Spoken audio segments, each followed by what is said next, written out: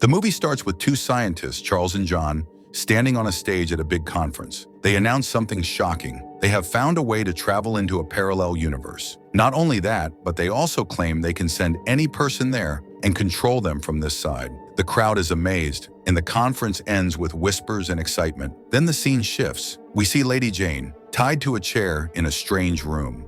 When she wakes up, she looks confused. She has no memory of how she got there. Struggling hard, she manages to loosen the ropes and free herself. She walks to the window, hoping to see something familiar. But outside there is nothing, only darkness. Suddenly the view changes. For one moment the world outside looks empty and broken, and then, in the blink of an eye, everything looks normal again. Jane grows nervous and starts searching for a way out of the room. When she cannot find any door, she panics and begins to cry. Unknown to her, a group of people is secretly watching her through hidden cameras. One of them says, "She isn't reacting the right way. We should reset her." Jane hears their voices echo in the room, but before she can understand, everything goes black. In the next instant, she is back in the chair, tied up again, with no memory of what just happened. This time, when she wakes up, Jane feels a strong urge to escape. She unties herself and discovers a staircase. She carefully begins to walk down, step by step. But no matter how many stairs she descends, she ends up back at the top again,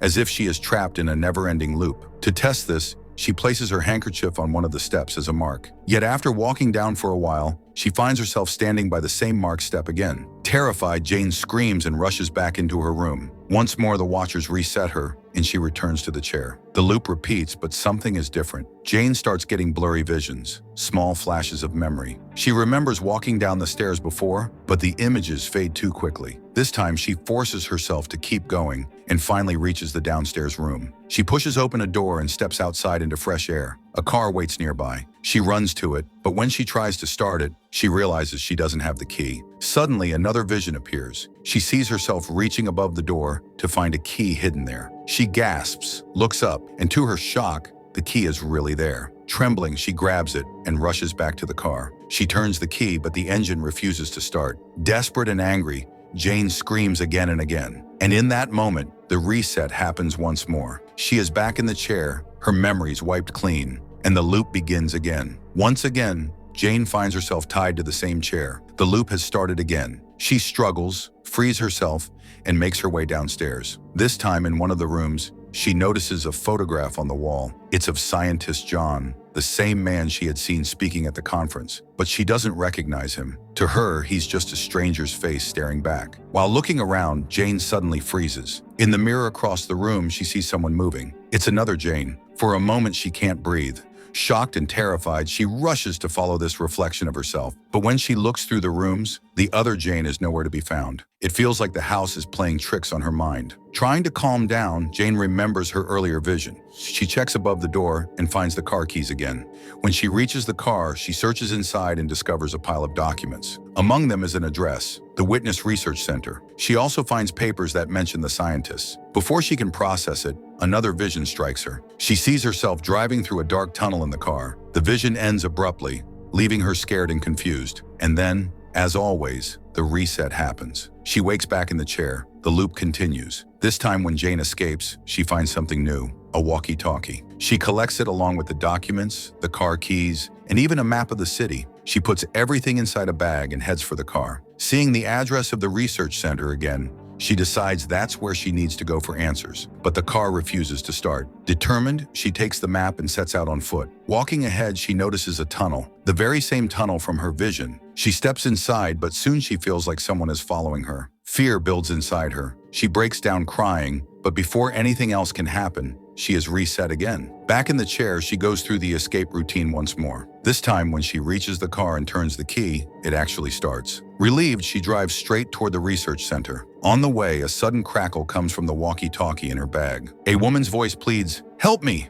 Someone is following me!" Jane is startled. The voice sounds exactly like hers. Before she can reply, the connection cuts off. Pushing the thought aside, Jane keeps driving, but soon she realizes something terrifying. No matter how many turns she takes, she always ends up at the same spot, trapped in another endless loop. Frustrated and panicked, she screams, and once again, she is reset. The cycle repeats. Jane frees herself, gathers her things, and sets out for the research center. This time, her car breaks down midway. Forced to continue on foot, she keeps walking until she finds a van parked by the side of the road. Inside, there are supplies, food, bedding, and personal items, but no people. The place feels abandoned. Exhausted, Jane lies down inside the van and drifts into sleep. Suddenly, the walkie-talkie crackles again. The same woman's voice returns. "They're after me. Soldiers. They want to catch me." Jane quickly replies, "I'm heading to the Witness Research Center. If you can, meet me there." Before the woman can answer, the call drops. Jane stares at the silent device in her hand, her heart pounding. Jane was asleep in the van when night fell. Suddenly, voices woke her up. She peeked outside and saw soldiers moving around the area. One of them said firmly, "We have to catch Jane as quickly as possible." Her heart raced. Terrified, she quietly slipped out of the van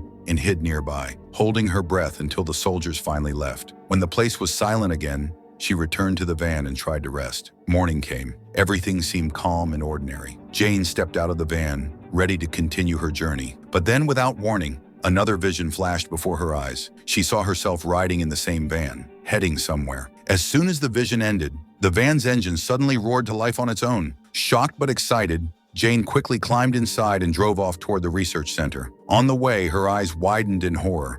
Right in the middle of the road stood another Jane. She swerved sharply to avoid hitting her. The van crashed, breaking down badly. Jane stumbled out, searching everywhere for the other version of herself, but no one was there. The road was empty. Suddenly, strange shapes and patterns began to appear before her eyes. Disturbing visions she could not understand. Before she could make sense of it, everything faded, and she was reset back to the same house once more. The loop began again. After repeating the same steps and reaching the van, Jane drove down the familiar road. Once again, she saw the second Jane standing in the middle. But this time, Jane told herself it was only an illusion. Without slowing down, she drove straight ahead. Just as she expected, the figure vanished instantly, disappearing like smoke. But the van soon broke down again. Carrying her bag, Jane set off on foot. Her path led her to a pond. On the other side, she froze. Another Jane was walking there, carrying a bag exactly like hers. She shouted and called out, but the other Jane did not hear her. A moment later, that version of Jane faded into nothing. Determined, Jane kept walking until finally, at last, the Witness Research Center appeared before her. Overwhelmed with joy,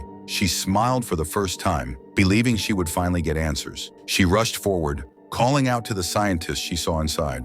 But strangely, none of them noticed her. It was as if she were invisible. Stepping inside, Jane found magazines on a table. On the cover, she saw a headline written by scientist John himself. "We have discovered the parallel universe, and now we are experimenting on people, with their consent." Jane's hands trembled as she read. Her mind went blank. And before she could think further, the loop reset again. But this time, she wasn't back in the house. She was standing outside the research center itself. Pushing the doors open, she walked straight into the computer lab. Rows of machines buzzed softly. On a desk, she found records and several CDs. Curious and afraid, she placed one into a player. The screen lit up and scientist Charles appeared. His voice was calm, but his words were chilling. "For the study of the parallel universe, we have performed experiments on selected individuals. We bring them from different worlds into one universe and attempt to control them. All these experiments are being carried out with their consent." Jane puts another CD into the player. On the screen, strange moving patterns appear, the same kind of patterns she has often seen in her visions. She leans closer, her hands shaking. Then the next CD begins to play. On it, she sees a girl tied to a frame. Across the screen, in bold letters, it says, "Subject 7. Jane narrows her eyes and her heart nearly stops. The girl on the screen is her. She watches as the Jane in the video struggles, manages to break free, and runs. But before she can escape, everything resets, and she is back in the chair. The real Jane, the one watching the screen, gasps. Her chest tightens as panic takes over. "That's me! It's me!" she whispers. Her breathing grows fast, uncontrollable. The people monitoring the experiment notice her unstable reaction. Without hesitation, they reset her again. Jane suddenly finds herself outside the research center. Her mind is blank. She doesn't remember anything she just discovered. Confused but determined, she walks back into the center and begins exploring its endless halls. In one room, she stops dead in her tracks. Another Jane is tied up in the same strange frame she saw in the CD. The real Jane rushes forward, desperate to free her. But before she can reach, the tied Jane collapses, lifeless. The reset had already erased her existence. Shaken, the real Jane stumbles backward, whispering, "No, no, no!" She moves into another room. This time she sees a different Jane, gracefully practicing a dance. The moment this dancing Jane notices her, she freezes in fear. And then, with a flicker, the controllers reset her too, leaving the room eerily empty. Jane continues, her steps unsteady, until she enters yet another room. Here she finds a third Jane sitting calmly at a desk, writing in a notebook. For the first time, this Jane doesn't vanish. She looks up, smiling gently. The real Jane stares at her and finally speaks. "You're not the real Jane. I am the real Jane. You don't even belong to this world." The writing Jane tilts her head, confused. The real Jane continues, her voice trembling. "This whole experiment, it's being done on different versions of me. You were taken from another world and trapped here. That's why nobody else can see you. You're just a subject inside a time loop." Her voice grows heavier, filled with despair. "Every Jane you've seen, dancing, tied, running, they were all brought from other universes, and out of all of us, you were chosen to reach the last stage. The end of the experiment was always here, at this research center. One of us was supposed to discover the truth, and that Jane is you." The writing Jane drops her pen, her smile fading. The weight of the words crushes her. The real Jane watches her double tremble in silence, then turns away in tears. Stumbling outside into the open, Jane breaks down completely. She screams into the empty air, her voice raw and desperate. "Stop it! Stop these experiments! I don't want this anymore!" From the shadows, the cold voices of the scientists echo.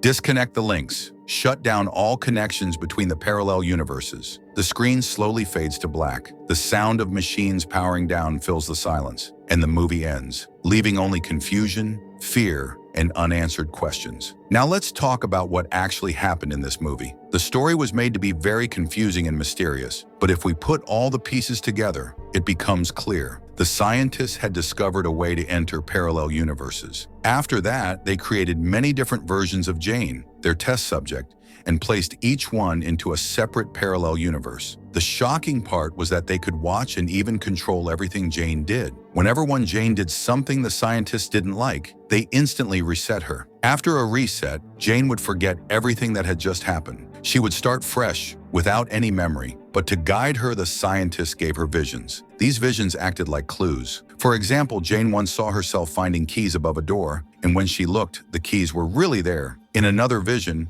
she saw a tunnel, and later she was forced to pass through that exact tunnel. These hints pushed Jane forward, step by step. The final destination for every version of Jane was always the Witness Research Center. That was the heart of the experiment. Among all the Janes, there was one who was stronger than the rest, the Jane we followed throughout the movie. The scientists had planned that she would eventually meet the original Jane and finally discover the truth. When that happened, the experiment reached its end. Through Jane, the scientists proved that they could control a human being across parallel universes, resetting them endlessly and shaping their actions through visions. According to them, the experiment was a complete success. So this was the story of Infinite Subject Unknown. Friends, how did you like this movie? Please share your thoughts in the comments. If you have any questions, feel free to ask. I'll see you in the next video. Until then, bye-bye.